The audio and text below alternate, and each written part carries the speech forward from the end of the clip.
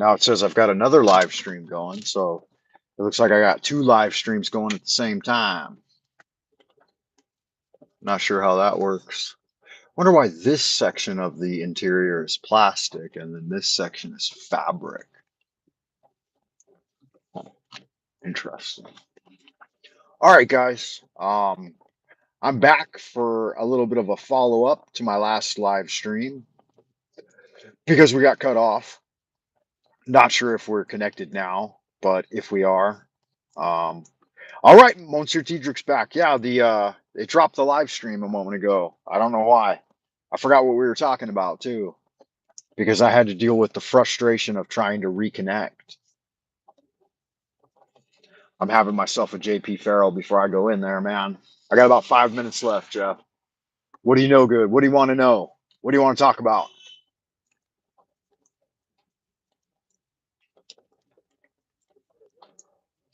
I think we were talking about Twin Peaks Fire Walk with Me. Did you ever watch that TV series? They redid it too. They like rebooted it recently. No, what information, Jeff? You should send me an email, Jeff. I think the only way you can send information that's verboten is to send it privately on an email. I've been trying to get an email from David Guagamela, but every time he sent it, there's no PDF.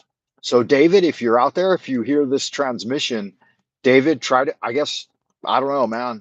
I know how frustrating it can be to deal with technology sometimes when it's not responding the way it should. So, yeah, I'm back. I got disconnected. So, David Guagamela, if you're out there, try to send your story again, man, if you want, because it has not come through. There has been no PDF attachment.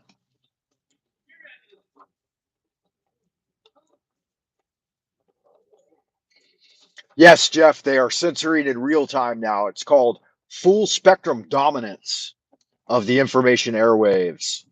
So I watched the channel here went from 310 subs to 307 subs. So I lost 3 subs somehow.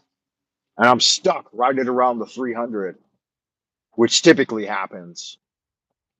But that's a big number, right? That's already a good deal. They're not letting me get to 1,000.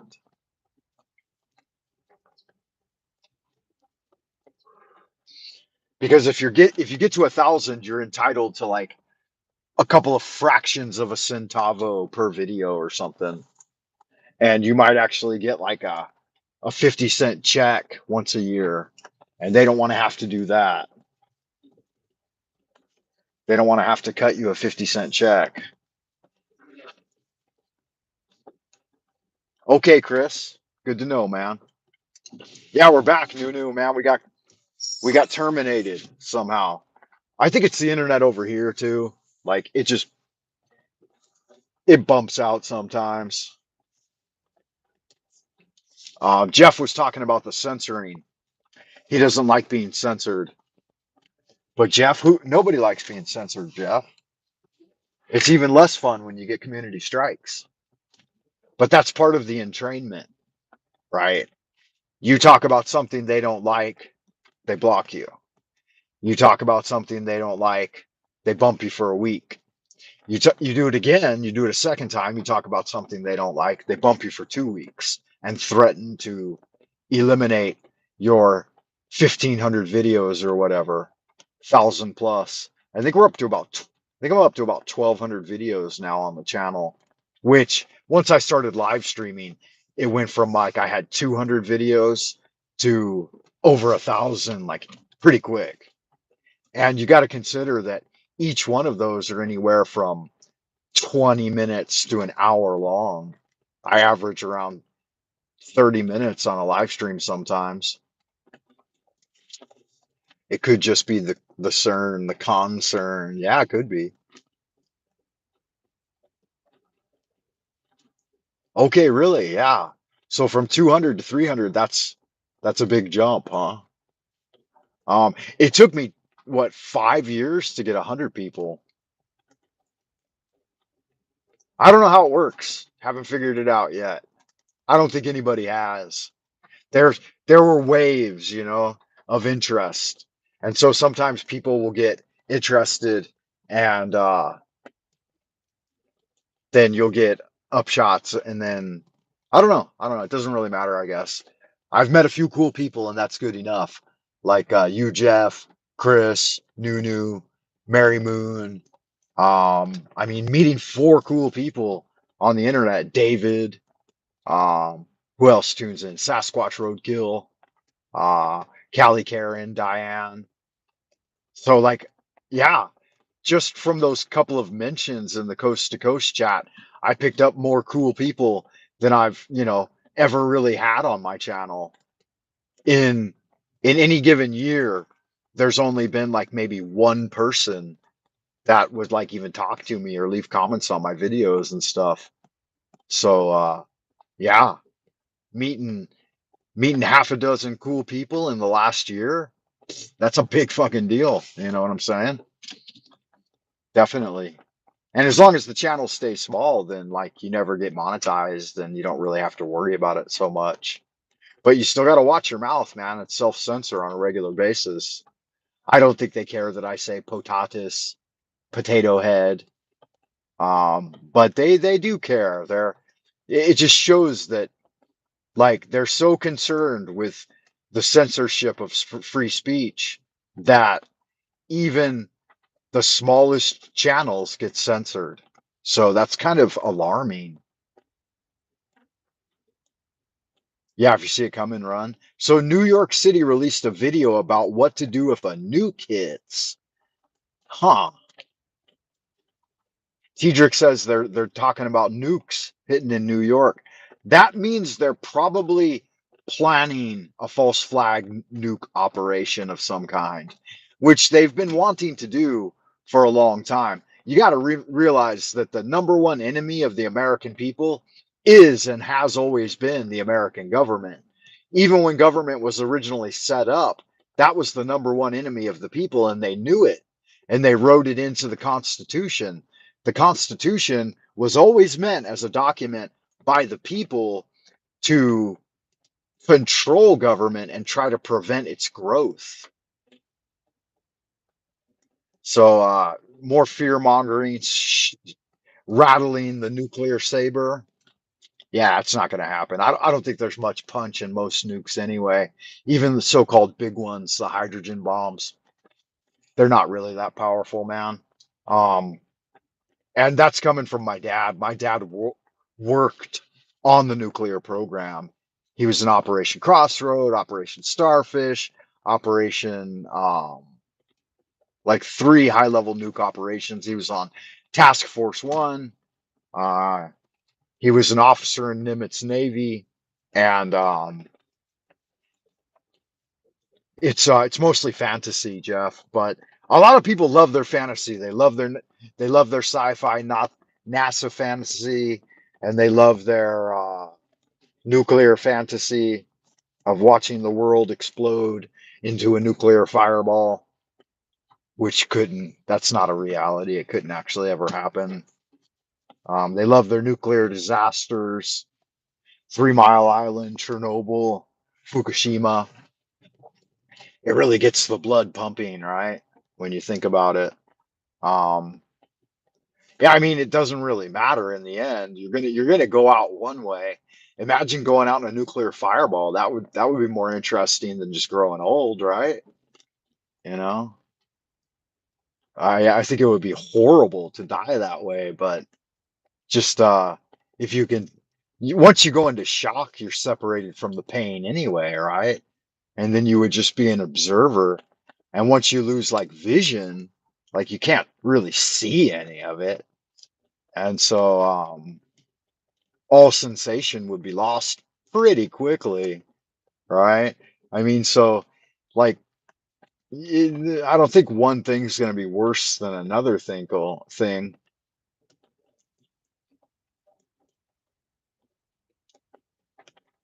Yeah, somehow, huh? Somehow. Yeah, people enjoy those fantasies a lot. Like I was talking about that guy that I was a friend with in college who really got into that slasher film style, like Saw movies and horror and shit.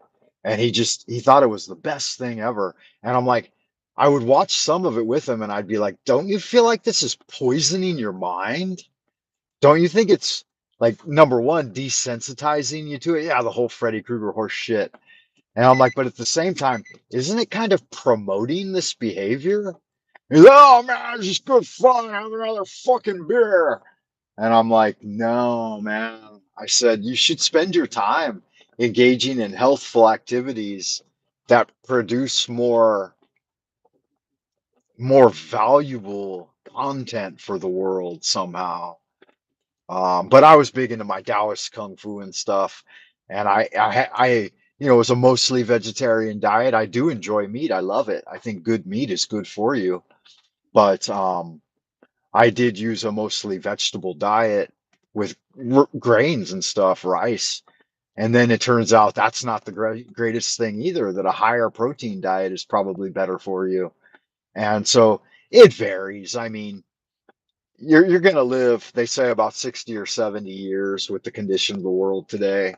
And it doesn't really matter what you do. You're going to live that length. Um, you try to make those years as high a quality as you can, but we're inundated with so much heavy pollution in the environment these days that um, yeah, I checked the lifespans recently and they've gone down. They had gone up as high as like 70, 73 or something for the average Western male. Now it's back down to 68, which is how long my dad lived, to about 68, 70, 69, 70. And so, and he went through the worst of it. He fought in World War II. He fought in the Korean conflict. He was on a ship for 20 years. He was in tons of nuclear programs. So he was tested on radiation, and he still lived a full lifespan for the average human male, right? Um, I had a doctor from the CDC tell me that here in Beijing, the air quality is the equivalent of smoking between 3 to 5 packs a day. So even if you're not smoking, you're still getting the amount of carcinogens of the equivalent of 3 to 5 packs a day of cigarettes. Because at the time we had a heavy ceramic industry and iron smelting and oil refinement. So those three industries were big here in Beijing when I moved here. They've now moved most of it into Hebei and as far as Tianjin. So now all of those people are suffering the worst of the air pollution. But on the AQI, I don't know if you guys know what the air quality index is, AQI. They say under 50 is the only thing safe. Once it goes above 50, 50, it becomes dangerous for your health. LA, downtown LA is typically from like 50 to 150, right? At its worst. Beijing never gets below 300. We range anywhere from 300 to 700 every single day. And I've seen it as high as 1200, 1800, 2200, 3000. I've seen the AQ as high as 3000 in Beijing, where the air, like literally the distance from your nose to your hand, is so obfuscated with heavy metal smoke, iron, coal, um, mercury, right? We're talking super toxic, super dangerous that you can't even say. It looks like fog, like the London fog in the 1850s. And so your life expectancy in London at that time was around 40 something years old. You could live to about 40 and then you drop dead because it's just too poisonous. And this is where they want everybody to live, in these super cities, right? And I'm not complaining, man. I do it willingly. I'm an LA boy. I grew up in the city. It doesn't really bother me that much. Yeah, so Nunu, if you throw a pack on top of that already super dangerous air, then they say that here's one of the things that got me a community strike recently, a couple of months ago. During the 2003 run of SARS Corona here in Beijing, people were claiming that if you were a smoker, then you were immune to it. And they were claiming that this time around too. That's just Now, YouTube, I'm just saying that's what people were claiming. I'm not claiming it, right? I'm reporting the news that people had claimed that. And so I can't even repeat the exact sentence I used because it'd probably trigger it again. But that's what people were claiming at that time. I've probably even gone too far. I shouldn't have said that. I'll have to delete this video. Um, yeah, that's what they said. But I don't know. What's it matter, right? What matters is that you guys stay safe out in Happy Land. Keep your nose to the grindstone. That's right. I should learn sign language. I'm sure they would get bots to even pick up the sign language. If you guys spoke fluent Chinese, I could just say it in Chinese. But their algorithm, their the bots, the AI systems are so good now that they can translate any language back and forth in real time. And so it doesn't really matter. You can't even use a foreign language. You would have to create your own entire new language, and it wouldn't take them long to figure that out too. Even if you had I guess I could blink in Morse code, right? But they would figure that out too. There's no place to hide, man. You gotta self censor, deal with it, and then try to find a way around it. Try to circumvent it by way of colorful language. And I think we're clever enough to do that, right? We can figure it out if anything really needs to be said. But nothing's really changed. Everything's the same out there, except for now there's very strict draconian policies about these new health pass certificates that you have to keep on your phone. So it's like, if they're demanding this, shouldn't they give us all free phones and free internet? It's like you're required to carry a fully charged cell phone at all times with a connection to the internet in order to be able to participate in society. When they mandated that, they didn't give everyone free phones. So it's like I had to pay $1,000 to get my phone, and then I got to pay $100 a month to keep it active, and then I got to power it up on every day, and then I have to use it at your behest. That doesn't seem right. If you want these systems to work, then you need to issue some kind of smart card, right? And then that would be your papers that you show. Papers, please. Papers, please. It says here you're a Jew. You can't travel freely in this section of the city. Get back into your ghetto, friend. All right. So it's all become very draconian, Orwellian, and so on and so forth. Y'all good looking, sexy folks. Thanks for tuning in, man. I will see you on the next transmission. I'm already late for breakfast. It's 10 after 7. I got to get the hell out of here. Y'all be well. As above, so below. I will see you in the abodes of the future. And until then, ad astra and do good magic. Bye for now, guys. Thanks, Chris. Thanks, Nunu. Thanks, Jeff. Thanks, guys. Have a great day, man. You guys have a great day too. Okay? And be safe.